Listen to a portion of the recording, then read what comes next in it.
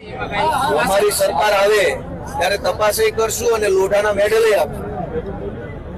જે લોકો ભાજપના હાથા બન્યા છે, સરકારી માણસો, જે સરકારી અધિકારીઓ ભાજપની દલાલી કરે છે, એને વ્યવસ્થિત રીતે લોઢાના મેડલો અમારી સરકાર આપે। ખેડૂતો ઉપર લાઠીચાર્જ કરવામાં આવ્યો પોલીસ દ્વારા, કઈ રીતે જોયું? ખેડૂતો ઉપર લાઠીચાર્જ જે પોલીસે કર્યો એ પોલીસની હિંમત છે કે બુટલેગર ઉપર લાઠીચાર્જ કરે? ખેડૂતને દંડો મારી શકો છો, કેમ કે ખેડૂત છે એ ભોળો છે, ખેડૂત સહજ। ડ્રગ્સ માફિયાઓને દંડો મારી શકશે ગુજરાતની પોલીસ? વ્યાજ માફિયાઓને મારી શકશે?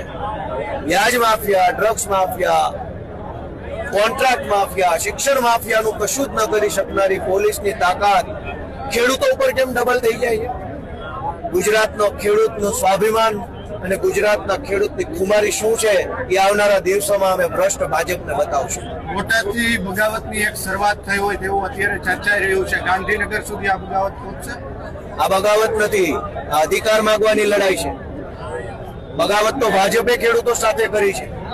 જે ખેડૂતોએ ભાજપને મત આપ્યા એ જ ખેડૂતોને માર માર્યો, બગાવત ભાજપે કરી છે અને ખેડૂતો પોતાના અધિકાર માગી રહ્યા છે।